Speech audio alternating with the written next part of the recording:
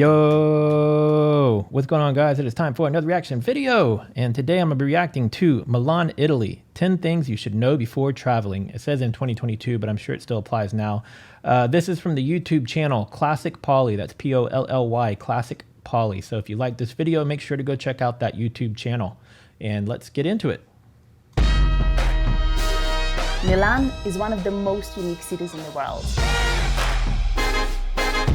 With a population of over 1.3 million people, it's home to Leonardo da Vinci's arguably most famous work, The Last Supper. Milan itself is one of the 4 fashion capitals in the world, a title that is very fun to say, and it's also home to Italy's very first Starbucks. In this episode, we're going to explore a drink whose recipe is still a secret, and it's also ordered in Italy itself. And we're also going to look at how sustainable living in Europe might look in the future. That's really cool. I know a lot of countries are trying to adopt this kind of like living buildings, and I think it's a pretty neat idea. And I'm sure it helps with a whole lot of energy issues and pollution and all sorts of things. And as our very grand finale, I'll be sharing my personal tips to make your visit to Milan that much more fashionable.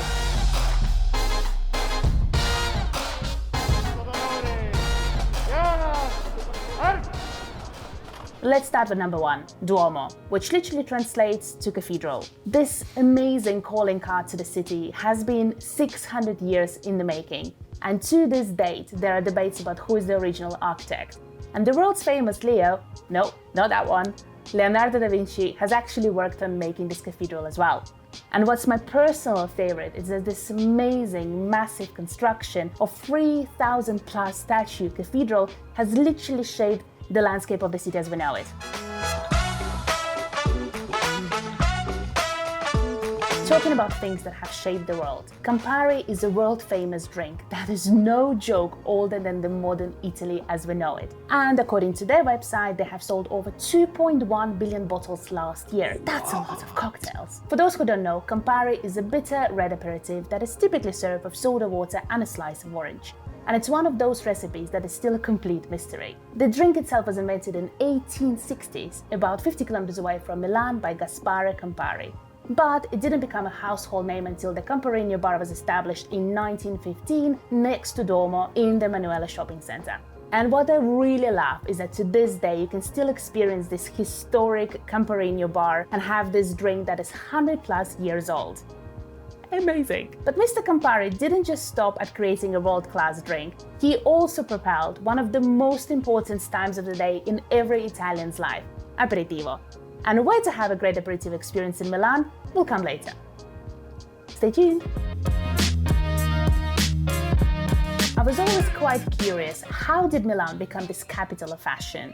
You always hear big fashion houses and names such as Dolce & Gabbana, Prada and Versace make Milan their home. And from what I've gathered, the story is twofold. Back in the time when Venice was this massive important trade hub, all the cities nearby have prospered. Cities such as Turin, Naples, Rome and Milan. Back in that time, Milan was already known for producing and working with high-quality textiles and fabrics. Fast forward to the 20th century when Industrial Revolution puts Milan on the global map again because they are producing high-quality garments at a massive scale. Which brings us to 1958 when Milan was chosen to host the Fashion Week.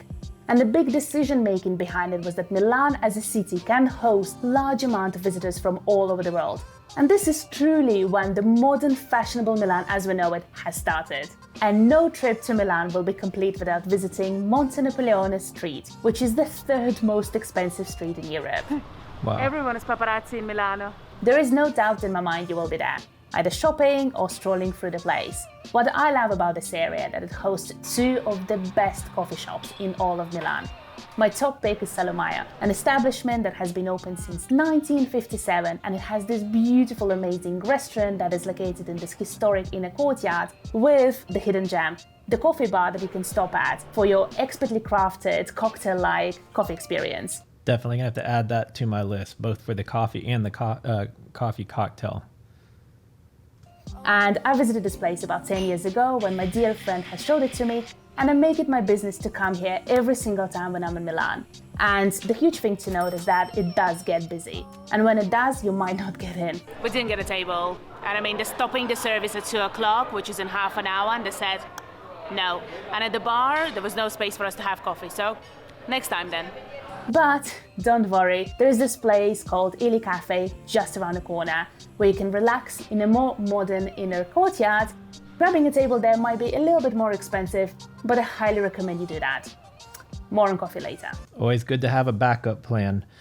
I've yet to visit Italy, but it is on my list, so I'm taking notes here on some of these things to see and do.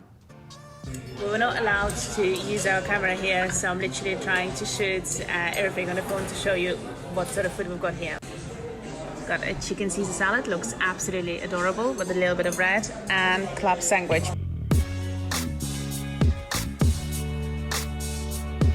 If Milan and fashion are located in the more historic parts of the city, there is this whole modern Milan to experience. The place is called Porta Nova, and it's this business high-rise district of Milan. The Unicredit Tower is the tallest building in all of Italy, if you are into that kind of thing. What I personally love about this area is the 2 twin towers that are more commonly known as the vertical forest. The idea behind this concept is that the area where these 2 buildings are built could have been easily a forest or a park, so instead of not having any greenery whatsoever, they decided to build it vertically. And according to the project's website, the maintenance and the cost of the vertical forest is only 5% higher than of your typical high-rise. And what blows me away is that these 2 towers house about 800 trees. And the whole idea behind this project is to tackle the pollution, the increasing pollution of the European cities, which I'm all for. I love personally looking at these towers. I think they look so much better than your typical modern glass building. And I'm actually hoping that this trend will catch on. I think there's a place for both of them because the sleek, clean buildings do have an appeal to them as well.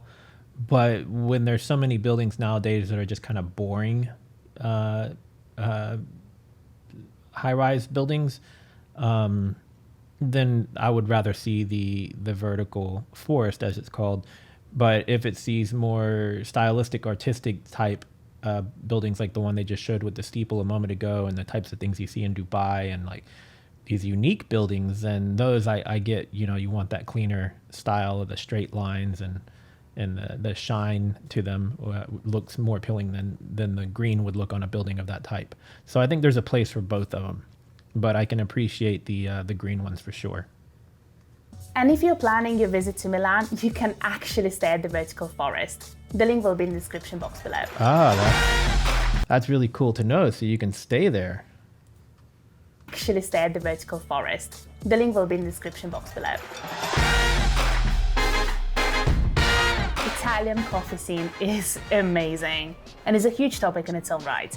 Milan as a city can be considered on the pricier side of things, but this is not the case when it comes to the price of a single espresso, and here is why. Italians, bless their cotton socks, have literally classified coffee as life essential and have regulated its price by law since 1911. Basically what it means, a single cup of espresso 100 years ago would cost you the same as now, which is about 1.5 euros. Wow. Since there is a price cap on how much coffee shop owners can charge for a single espresso, they started charging extra for sit-down service. Now it also solves the mystery of why there are always 2 different prices at the entry point. I can understand the idea of controlling the price, but at the same time, the cost of producing coffee beans and transporting them all over the world and all of that has gone up tremendously. So it seems kind of like unfair to these business owners because they're having to pay more for the coffee beans and everything to make the coffee. So they might be technically taking a loss per cup. So like she's saying, they started charging a sitting fee and these other things now. And I can understand why they would have to do that. Otherwise, they wouldn't have a profitable business.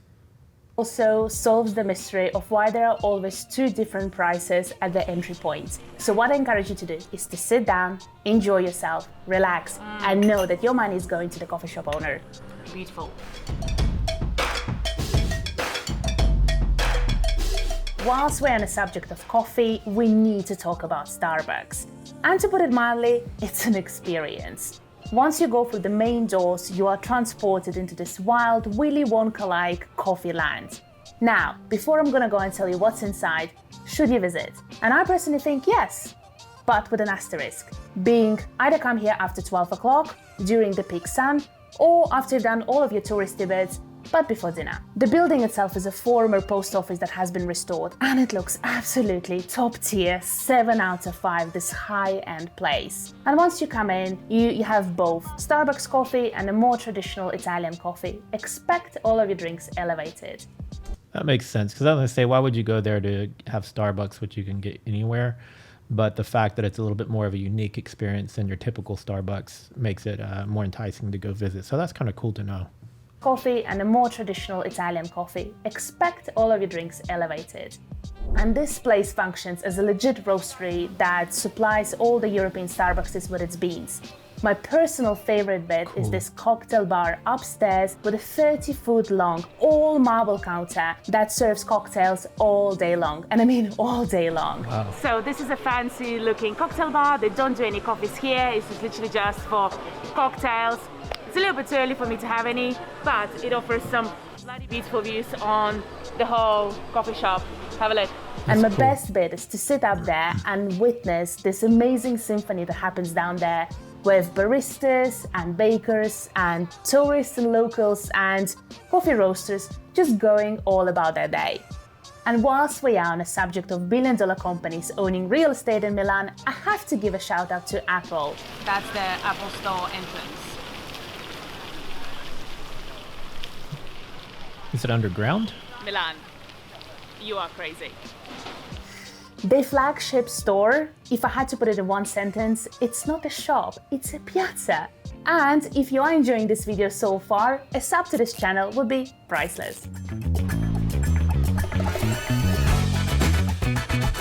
Navigli canals. These canals were used to transport marble during the construction of Duomo.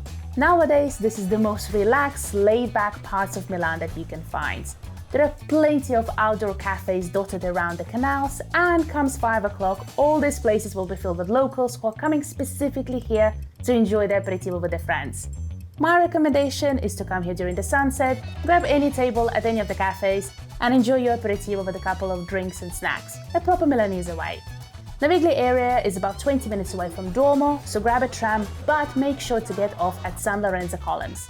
There are a few remaining parts of the Roman Empire that you can still see in Milan. This place is a favorite hangout spot and you will see plenty of teenagers skating around.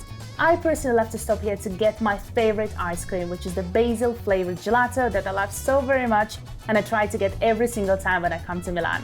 I dream about it all the time, trust me, it's so good.